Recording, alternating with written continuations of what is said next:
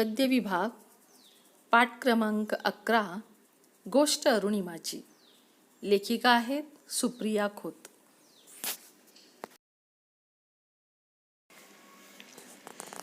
आता आपण लेखिकेचा परिचय पाहूया. सुप्रिया खोत यांचा जन्म आहे 1980. ह्या प्रसिद्ध लेखिका आहेत. विविध वृत्तपत्रांमधून व मासिकांतून त्यांचं लेखन केलेलं आहे. महाराष्ट्र टाइम्स, पुढारी, कृषीवल यासारख्या विविध वृत्तपत्रांमधून सदर लेखन त्यांनी केलेलं आहे. छात्र प्रबोधन, पुणे येथे सहाय्यक संपादिका म्हणून काही काळ त्या कार्यरत होत्या. जिद्द, चिकाटी, दुर्दम्य, महत्वाकांक्षा, प्रयत्नवाद यांचे मूर्तिमंत उदाहरण म्हणजे अरुणिमा. अपघातामुळे अपंगत्व आलेल्या अरुणिमाने आयुष्यात हार तर मानली नाहीच, उलट ध्येयाचे उंच शिखर गाठण्यासाठी ती सज्ज झाली. एव्हरेस्ट गाठणे हे भल्याभल्याचे स्वप्न असते, पण सकारात्मक दृष्टीने अरुणिमाने हे स्वप्न सत्यात उतरवले. आपण पाठाची पार्श्वभूमी पाहूया. प्रस्तुत पाठ हा छात्र प्रबोधन मार्च 2016 या मासिकातील असून या पाठामध्ये अरुणिमानं स्वतःवर आलेल्या संकटात तिला गमवाव्या लागणाऱ्या पायांसाठी सहानुभूतीची अपेक्षा करताना दिसत नाही, तर प्रतिकूल परिस्थितीवर मात करून ध्येय गाठण्याचा आदर्श तुमच्यासमोर ठेवते. किंबहुना आपल्या प्रत्येकात एक जिद्दी अरुणिमा असते. तुमच्यातल्या अरुणिमाचा शोध घ्या. ध्येय साध्य करताना आलेली निष्फळता म्हणजे अपयश नव्हे, तर ते कमकुवत ध्येय म्हणजे अपयश होय. हे कायम लक्षात ठेवा, असे अरुणिमा आपल्याला सांगते.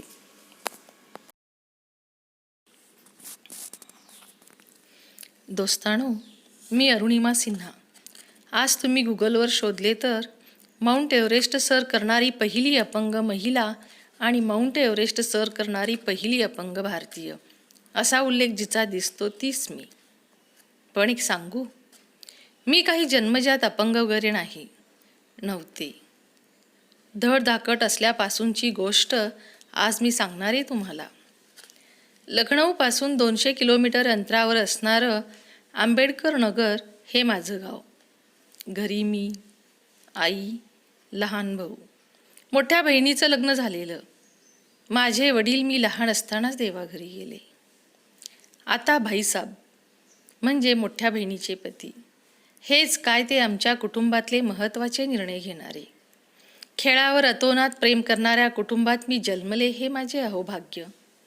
पण फुटबॉल आणि व्हॉलीबॉलची नॅशनल चॅम्पियनशिप मिळाल्यावर आता ती CISFची नोकरी मिळते का बघ, म्हणजे खेळाशी जोडलेली राहशील, हा भाईसाबनी दिलेला सल्ला मी शिरोधार्य मांडला. त्यानुसार नोकरीसाठी अर्ज केला आणि कॉल लेटर आले देखील. पण फॉर्ममध्ये नेमकी माझी जन्मतारीखच चुकवलेली होती. हा घोळ निस्तरण्यासाठी दिल्लीला जाणे भाग होते.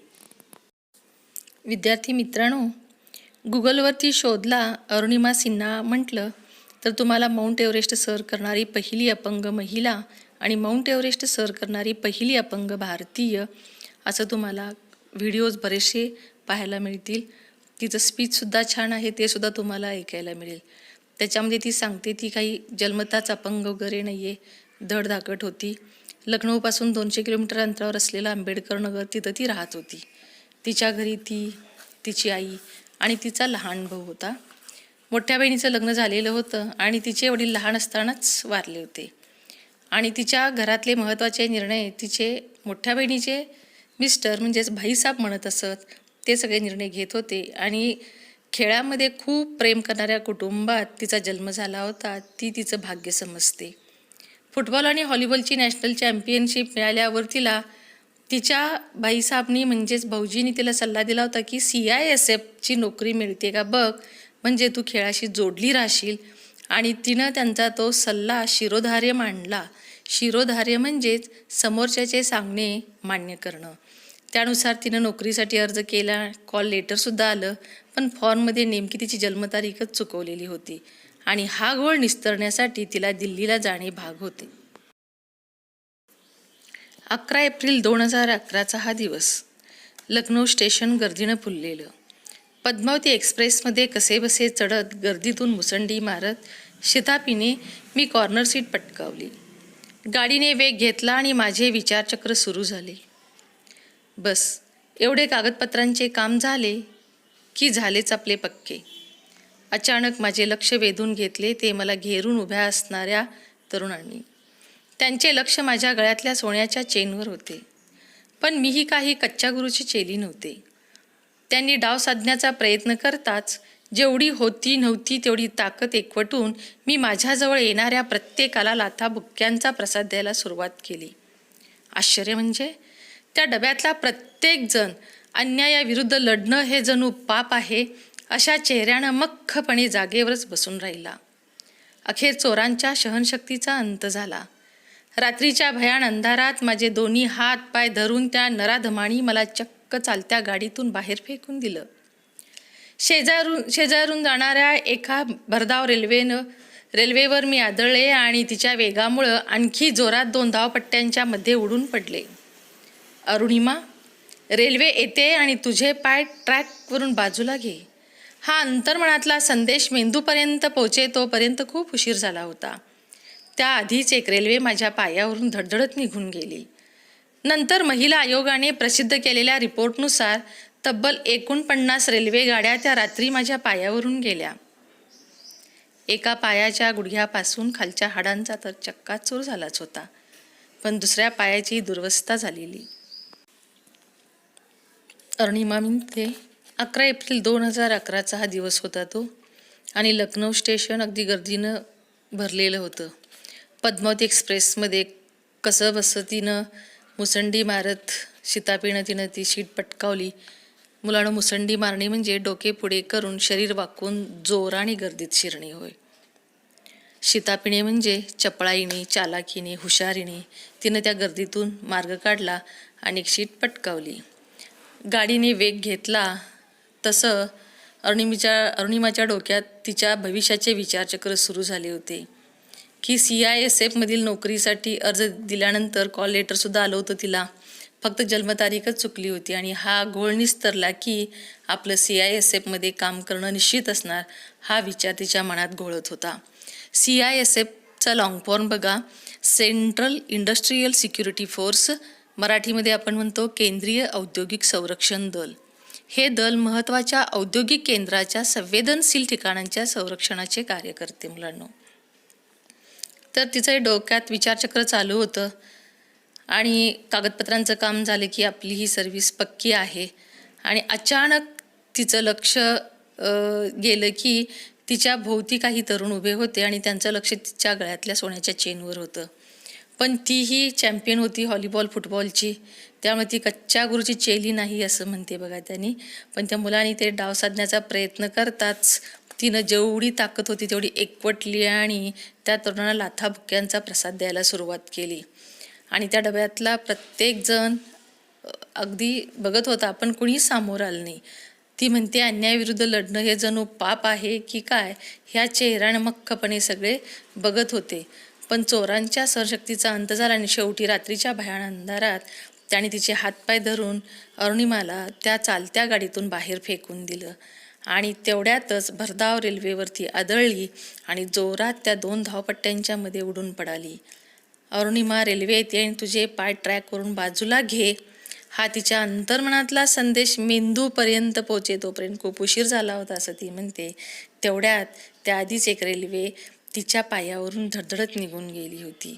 आणि नंतर महिला आयोगाचा रिपोर्ट आला, त्यानुसार 49 रेल्वेगाड्या त्या रात्री तिच्या पायावरून गेल्या होत्या. आणि एका पायाच्या गुडघ्यापासून खालच्या हाडांचा तर चक्काचूर झालाच होता, पण दुसऱ्या पायाचीही दुरवस्था झालेली होती. त्या रात्री तब्बल 7 तास रेल्वेच्या धावपट्टीवर मदतीची याचना करत मी पडून राहिले. आश्चर्य म्हणजे माझी शुद्ध हरपली नव्हती आणि मेंदू पूर्ण तल्लखपणे तिथून सुटकेचा विचार करत होता. सगळीकडे उजाडलं आणि रेल्वेचे सफाई कामगार तिथं आले. हादरलेच ते मला तशा अवस्थेत पाहून. त्यांनी मला बरेली गावातील हॉस्पिटलमध्ये दाखल केलं आणि सुरू झाले दुर्दैवाचे दशावतार. बरेलीच्या त्या हॉस्पिटलमध्ये ना भूलतज्ञ होता ना मला देण्यासाठी पुरेसे रक्त. सचिंत झालेल्या डॉक्टर व सहकाऱ्यांना मीच धीर दिला.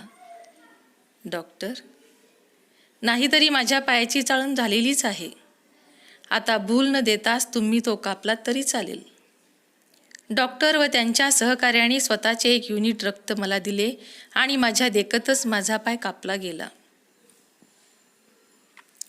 इकडे मी जीवन मरणाच्या सीमारेषेवर होते, पण हॉस्पिटल बाहेरच्या जगात एक वेगळेच नाट्य घडत होते.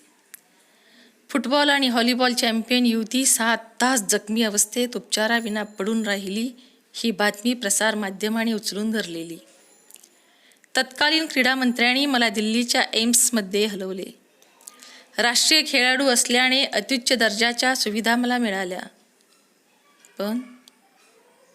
पण शल्य एकच होतं की प्रसारमाध्यमांमध्ये वाटेल त्या बावड्या उठत होत्या.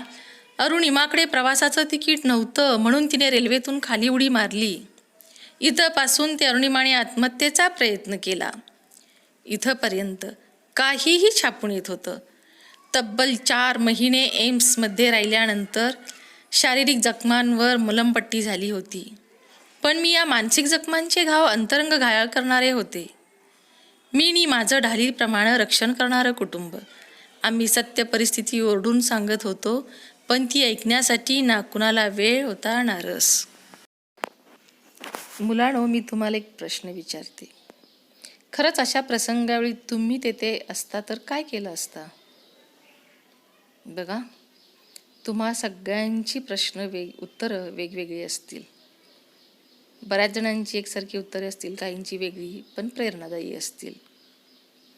पण अरुणिमाची ही गोष्ट आपल्याला एक मूल्य देऊन जाते, आणि ते म्हणजे प्रसंगावधान बघून एखादा जर अडचणीत असेल, एखादा जर संकटात असेल तर आपण त्याला काय केलं पाहिजे?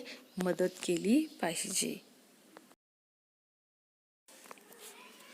त्या रात्री तब्बल 7 तास रेल्वेच्या धावपट्टीवर मदतीची याचना करत होती. याचना करणे, मुलांनो विनंती करणे. आश्चर्य म्हणजे तिची शुद्ध हरपलेली नव्हती. शुद्ध हरपणे म्हणजे बेशुद्ध होणे, पण ती बेशुद्ध नव्हती. तिने आपला मेंदू पूर्णपणे तल्लख ठेवला होता आणि सुटकेचा विचार करत होती. सगळीकडे उजाडलं आणि रेल्वेचे सफाई कामगार तिथं आले आणि तिला बरेली हॉस्पिटलमध्ये दाखल केलं. पण बरेलीच्या हॉस्पिटलमध्ये ना भूलतज्ज्ञ होते ना तिला पुरेसं रक्त होतं. भूलतज्ज्ञ म्हणजे शस्त्रक्रियेच्या वेळी वेदना होऊ नयेत या हेतूने शरीराला भूल देण्याकरता विशेष प्रशिक्षण घेतलेले तज्ज्ञ असतात. तर सचिंत झालेल्या डॉक्टर व सहकाऱ्यांना स्वतः अरुणिमानं धीर दिला. सचिंत म्हणजे चिंतातूर. ती स्वतःच सांगितली डॉक्टरांना, डॉक्टर, नाहीतरी माझ्या पायाची चाळण झालेलीच आहे. आता भूल न देताच तुम्ही तो कापलात तरी चालेल. डॉक्टर व त्यांच्या सहकार्याने स्वतःचे युनिट रक्त दिलं आणि तिचा पाय कापला गेला. इकडे जीवन मरणाच्या रेषेवरच होती आणि हॉस्पिटलच्या जगात एक वेगळंच नाट्य घडत होतं. फुटबॉल आणि व्हॉलीबॉल चॅम्पियन युवती 7 तास जखमी अवस्थेत उपचाराविना पडून राहिली आहे ही बातमी प्रसारमाध्यमांनी उचलून धरलेली होती. आणि क्रीडा मंत्र्यांनी तिला दिल्लीच्या एम्समध्ये हलवलं. एम्स ही एक संस्था आहे, त्याचं लॉंग फॉर्म आहे all India institute of medical science.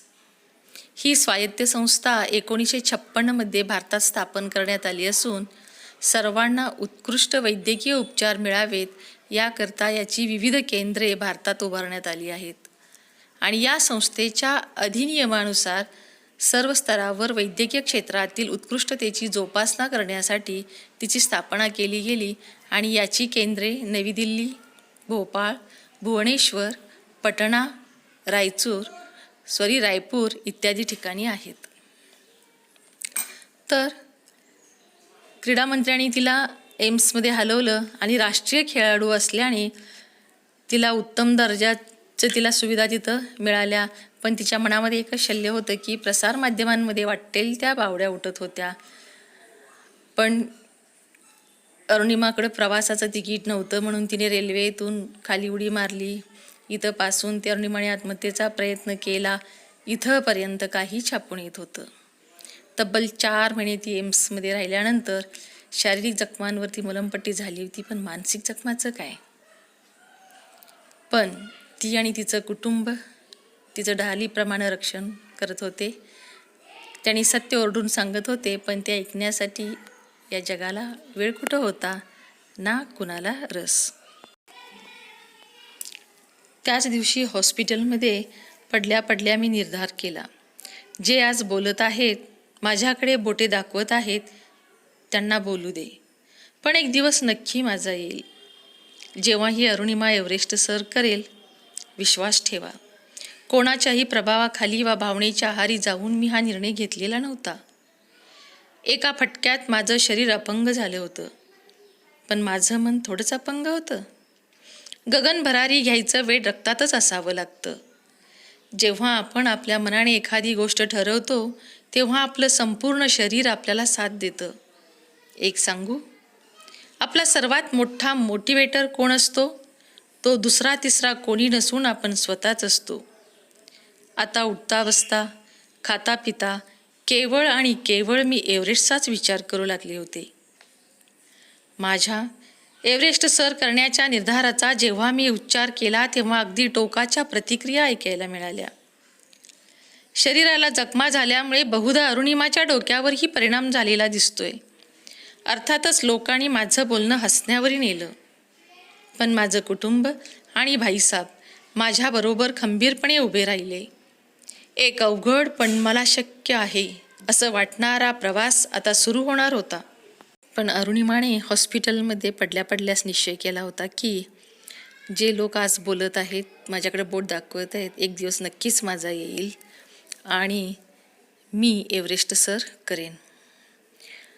आणि एका फटक्यात तिचं शरीर अपंग झालं होतं, पण तिचं मन अपंग नव्हतं, कारण गगन भरारी घ्यायचं वेळ हे तिच्या रक्तातच होतं. आणि तेव्हा ती म्हणते, आपण आपल्या मनाने एखादी गोष्ट ठरवतो, तेव्हा आपलं संपूर्ण शरीर आपल्याला साथ देत असतं. आणि आपल्याला सर्वात मोठा मोटिवेटर कोण असतो? तर आपण स्वतःच असतो असं म्हणते. मोटिवेटर हा इंग्लिश शब्द आहे. मोटिवेटर म्हणजे प्रेरणा देणारा. आणि हा दुसरा तिसरा कोणी नाही, फक्त आपणच असतो. आणि तेव्हापासून तिनं उठता बसता, खाता पिता केवळ आणि केवळ मी ती एव्हरेस्टचाच विचार करू लागली. आणि अरुणिमाने एव्हरेस्ट सर करण्याचा जेव्हा निश्चय केला, पण शारीरिक अपंगत्व आलेलं असतानाही एखादी व्यक्ती एव्हरेस्ट चढण्यासारखे धडधाकट माणसांनाही अवघड जाणारे काम करू शकते, यावर लोकांचा विश्वास बसणे अशक्य होते. आणि तिची जिद्द व महत्त्वाकांक्षा समजता न आल्यामुळे, लोकांनी शरीराला जखमा झाल्यामुळे अरुणिमाच्या डोक्यावर परिणाम झाला आहे अशी प्रतिक्रिया देत तिचा निर्धार हसण्यावरी तेव्हा नेला. पण तिच्यासोबत तिचे भाईसाहेब, तिचं कुटुंब खंबीरपणे होतं, म्हणून तिला एक अवघड काम हे शक्य झालं. आणि हा प्रवास आता सुरू होणार होता तिचा. पहिला टप्पा होता गिर्यारोहण प्रशिक्षणाचा. एम्समधून डिस्चार्ज मिळाला. साधारणपणे एखादा हात पाय कापावा लागलेले पेशंट्स दिवसेंदिवस अगदी महिने उठत नाहीत. मी 2च दिवसात उभी राहिले. एका पायात घोट्याची हाडे तुटल्याने रॉड घातलेला, ज्याच्या हाडांची जुळणी अजून पुरी व्हायची होती. दुसरा पाय म्हणजे मांडीपासून खाली कृत्रिम पाय बसवलेला. असा माझा अवतार नि जोडीला भाईसाहेब. आम्ही पोचलो ते थेट बचेंद्रीपाल यांच्याकडे. बचेंद्रीजी म्हणजे एव्हरेस्ट सर करणारी पहिली महिला. त्याच एकमेव अशा होत्या की ज्यांनी माझ्या ध्येयाचा आदर केला, मला प्रोत्साहन दिलं. त्या म्हणाल्या, अरुणिमा, तू अशा परिस्थितीत इतका मोठा निर्णय घेतलास, तुला ठाऊक आहे? तुझ्या आतलं एव्हरेस्ट तू केव्हाच सर केलं आहेस. आता तुला एव्हरेस्ट सर करायचं आहे, ते फक्त स्वतःला सिद्ध करायला, जगाला तू कोण आहेस हे दाखवून द्यायला. नेहरू गिरिभ्रमण प्रशिक्षण केंद्र बहुधा आशिया खंडातील सर्वोत्तम असावं. इथे माझे 1.5 वर्षांसाठी खडतर प्रशिक्षण सुरू झाले. छोटे पण बऱ्यापैकी धोकादायक पर्वत चढणे, जवळपास मरणप्राय कठीण अनुभव, ध्येयापासून विचलित करू पाहणारे कष्टदायी प्रशिक्षण, यातून मी तावून सुलाखून निघत होते. आता अरुणिमाचा प्रशिक्षणाचा पहिला टप्पा होता तो गिर्यारोहणाचा. एम्समधून तिला डिस्चार्ज मिळालं होतं. साधारणपणे तिचा एखादा हात पाय कापावा लागलेले पेशंट दिवसेंदिवस अगदी महिनोन्महिने उठत नाहीत.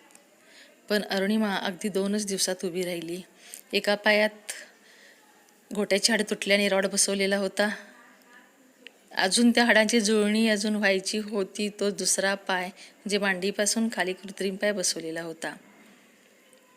आणि ती आणि तिच्या जोडीला होते तिचे भाईसाहेब, म्हणजे बहिणीचे मिस्टर. ते दोघेही थेट बचेंद्री पाल यांना भेटायला गेले. बचेंद्री पाल ह्या भारतातील सर्व परिचित गिर्यारोहक असून एव्हरेस्ट सर करणाऱ्या पहिल्या भारतीय महिला आहेत आणि आज कित्येकांसाठी त्या आदर्श ठरलेल्या आहेत. त्याच एकमेव अशा होत्या की ज्यांनी तिच्या ध्येयाचा आदर केला आणि तिला प्रोत्साहन दिलं. आणि त्या म्हणाल्या, अरुणिमा, तू अशा परिस्थितीत इतका मोठा निर्णय घेतलास, तुला ठाऊक आहे? तुझ्या हातलं एव्हरेस्ट तू केव्हा सर केलं आहेस. आता तुला एव्हरेस्ट सर करायचं आहे, ते फक्त स्वतःला सिद्ध करायला, जगाला तू कोण आहेस हे दाखवून द्यायला. आणि तिचं प्रशिक्षण हे नेहरू गिरिभ्रमण प्रशिक्षण केंद्र हे आशिया खंडातील सर्वोत्तम असं केंद्र आहे. आणि तिचं प्रशिक्षण सुरू झालं. छोटे पण बऱ्यापैकी धोकादायक पर्वत चढणं, मरणप्राय यातना होत्या, पण ती ध्येयापासून विचलित झाली नाही. आणि हे कष्टदायी प्रशिक्षण, यातून ती तावून सुलाखून निघत होती. तावून सुलाखून निघणे म्हणजे अनंत अडचणीतून सही सलामत बाहेर पडणे. या प्रशिक्षणाच्या वेळी काही गोष्टी ठळकपणे लक्षात आल्या. सरावाच्या वेळी चढाई करताना माझ्या कृत्रिम पायाची टाच व चवडा ज्यावेळी मी जमिनीत रुतवत असे, त्यावेळी ते सतत गोल फिरत. त्यामुळे तो पाय घट्ट रोवणे कठीण होऊन बसे. उजव्या पायाची हाडे एकत्रित राहण्यासाठी त्यात स्टीलचा रॉड घातलेला होता. त्यावर थोडा जरी दाब दिला गेला तर तीव्र वेदनांचे झटके बसत. माझ्या अशा या अवस्थेमुळे प्रथम माझ्यासोबत माझा शेर्पा यायला तयारच होईना. साहजिकच आहे, जिथे अव्यंग धडधाकट माणसे गिरिभ्रमण करण्यास धजत नाहीत, तिथे माझी काय कथा. पण माझ्या घरच्या लोकांनी माझ्या शेर्पाचे मन वळवले. आणि मग तिथून पुढे सुरू झाली क्षणोक्षणी आव्हानांना भिडणारी जोशपूर्ण अशी 52 दिवसांची एक रोमांचकारी लढाई. प्रत्येक गिर्यारोहकाला शिखरापर्यंत पोहोचण्याआधी 4 बेस कॅम्प करावे लागतात. एकदा का तुम्ही कॅम्प 4ला पोहोचलात की तिथून शिखर 3500 फुटावर आहे. पण जास्तीत जास्त मृत्यू याच टप्प्यात होतात, म्हणून याला डेथ झोन असं म्हटलं जातं. मला तुम्हाला सांगावंसं वाटतं की 4थ्या बेस कॅम्पला पोहोचेपर्यंत आधीच्या कॅम्पसमध्ये मी माझ्या सहकारी गिर्यारोहकांमध्ये नेहमीच पुढे असे. इतकी पुढे की लोक विचारत, मॅडम, हर बार आप हमसे आगे रहते हो, आखिर खाते क्या हो बाई. मी अपंग, त्यात मुलगी, म्हणून कसल्याही प्रकारची सवलत किंवा सहानुभूती नको होती मला.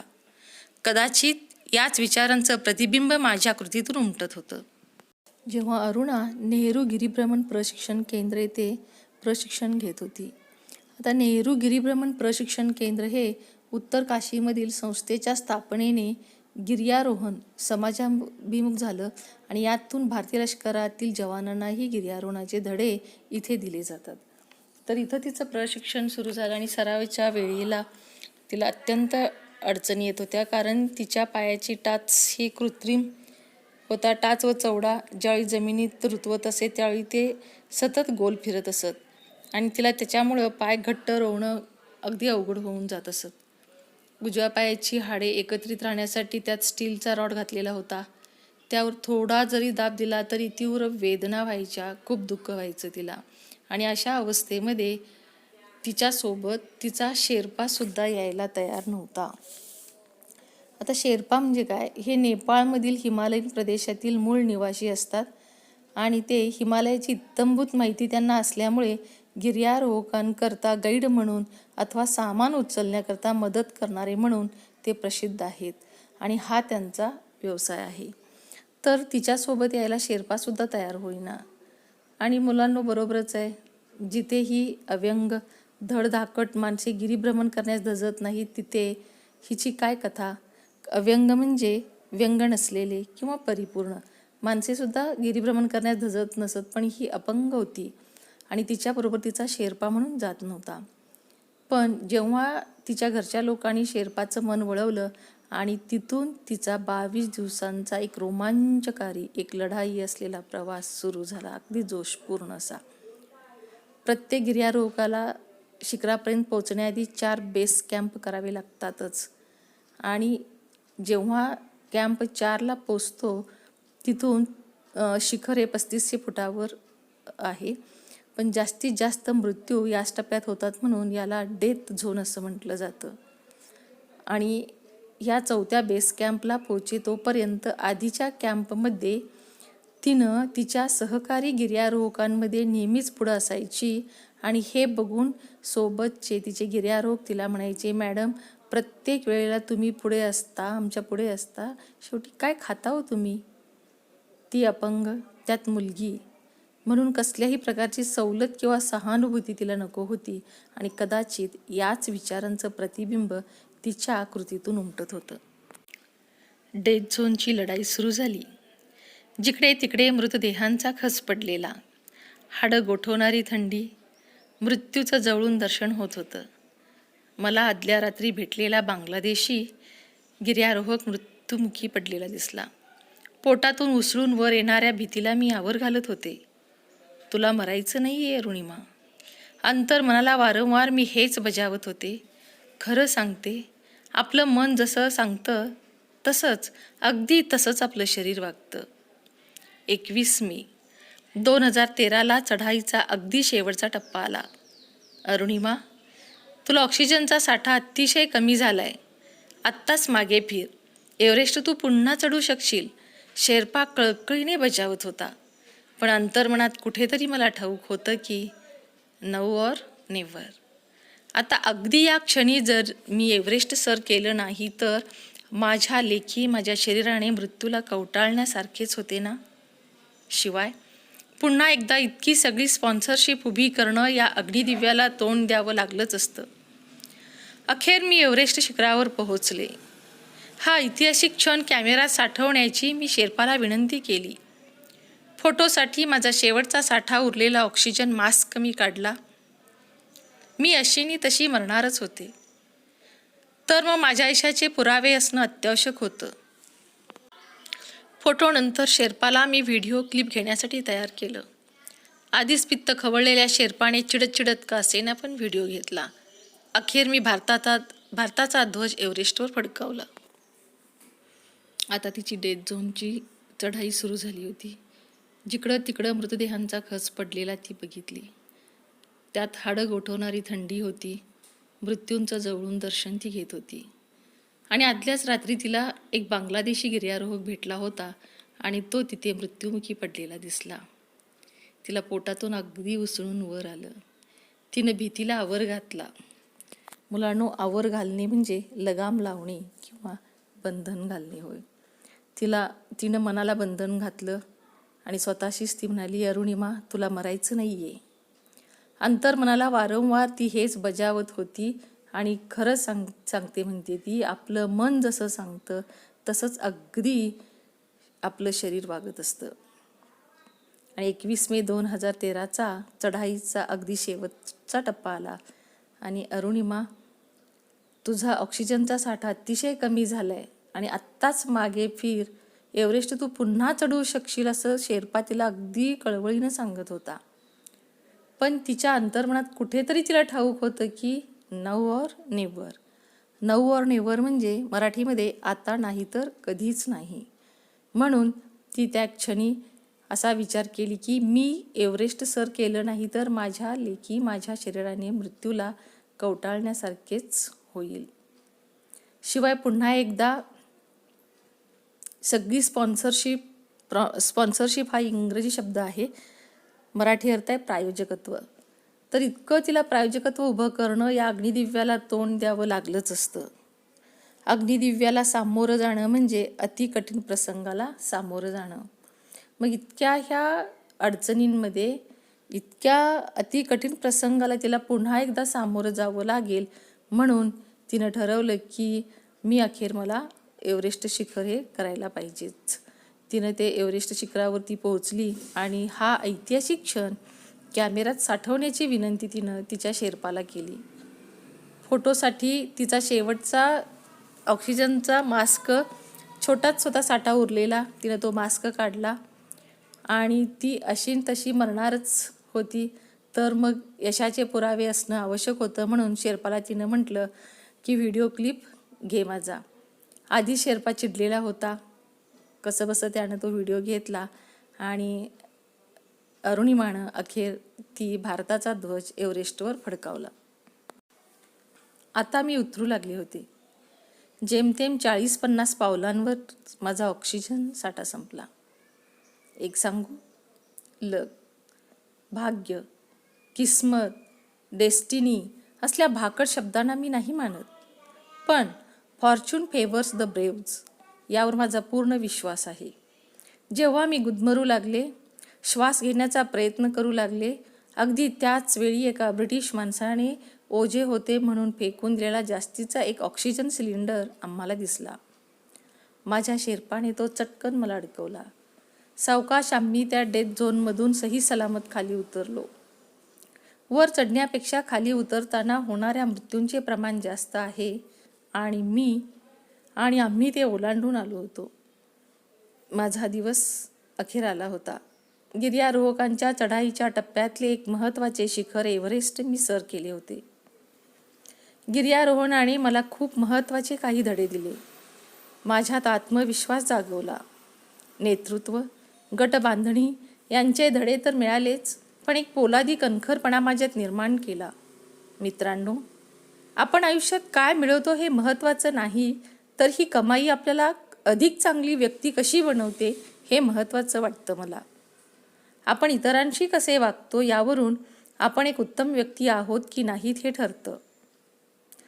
तुम्हा कुमार वयोगटातल्या मुलामुलींना एक सांगावंसं वाटतं की आपलं ध्येय साध्य करताना प्रयत्न निष्फळ ठरणे म्हणजे अपयश नसतं, तर जेव्हा ध्येयच कमकुवत असतं तेव्हा त्याला अपयश म्हटलं जातं.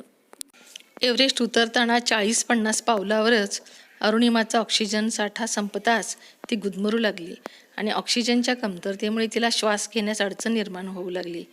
त्याचवेळी फॉर्च्यून फेवर्स द ब्रेव्ज या उक्तीप्रमाणे अचानकच एका ब्रिटिश माणसाने ओझे होते म्हणून फेकून दिलेला एक जास्तीचा ऑक्सिजन सिलेंडर त्यांना दिसला आणि शेर्पाने चटकन जाऊन तो आणला व अरुणिमाला अडकवला.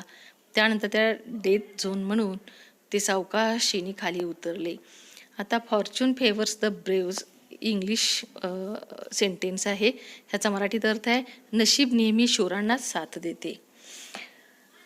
मग जेव्हा त्यांनी खाली उतरू लागले तेव्हा तिला लक्षात आलं की वर चढण्यापेक्षा खाली उतरताना होणाऱ्या मृत्यूंचे प्रमाण जास्त होतं आणि ती दोघं ते ओलांडून खाली आले होते आणि तिचा तो अखेर दिवस आला होता. गिर्यारोहकांच्या चढाईच्या टप्प्यातले एक महत्त्वाचे शिखर एव्हरेस्ट तिनं सर केलं होतं. गिर्यारोहणानं तिला खूप काही महत्त्वाचे धडे दिले होते आणि तिच्यामध्ये आत्मविश्वास जागवला. नेतृत्व, गटबांधणी यांचे धडे तर मिळालेच, पण एक पोलादी कणखरपणा तिच्यामध्ये निर्माण केला. ती म्हणते, मुलांनो, आपण आयुष्यात काय मिळवतो हे महत्त्वाचं नाही, तर ही कमाई आपल्याला अधिक चांगली व्यक्ती कशी बनवते हे महत्त्वाचं वाटतं तिला. आपण इतरांशी कसे वागतो यावरून आपण एक उत्तम व्यक्ती आहोत की नाही हे ठरतं. आणि तुम्हा कुमार वयोगटातल्या मुलामुलींना तिला एक सांगावंसं वाटतं की आपलं ध्येय साध्य करताना प्रयत्न निष्फळ ठरणं म्हणजे अपयश नसतं, तर जेव्हा ध्येयच कमकुवत असतं तेव्हा त्याला अपयश म्हटलं जातं. मुलांनो, कोणतीही गोष्ट साध्य करण्याच्या मार्गातील ध्येयनिश्चिती हा पहिला टप्पा ठरतो. ध्येय निश्चित झाल्यानंतर तेथपर्यंत पोहोचण्याकरता प्रयत्नांची आवश्यकता भासते आणि या प्रवासात अनेक अडचणी येतच राहतात. मात्र त्यांचा सामना करत त्यातून मार्ग काढणे, पुढे जाणे हे आपणास ध्येयप्राप्तीपर्यंत नेऊन पोचवते. ध्येयप्राप्तीच्या या मार्गात काही वेळा अपयशी पदरी पडते, मात्र हे अपयश म्हणजे अंत नसतो. अपयश झेलून हताश न होता नव्या जोमाने चालण्यास प्रारंभ करणे आवश्यक ठरते. या अपयशातूनच आपल्याला आपली चूक कळते. अपयशामागील कारणे शोधून त्यातून योग्य तो बोध घेत पुढच्या वेळी ती चूक टाळून यश निश्चितच मिळवता येतं आणि त्या अपयशातून सकारात्मक प्रेरणा घेऊन अधिक जोमाने प्रयत्न केल्यास ध्येयप्राप्ती निश्चितच करता येते. म्हणूनच ध्येयप्राप्तीकरता केलेले प्रयत्न निष्फळ ठरणे म्हणजे अपयश नसतं, तर ती यशाची पहिली पायरी असते मुलांनो.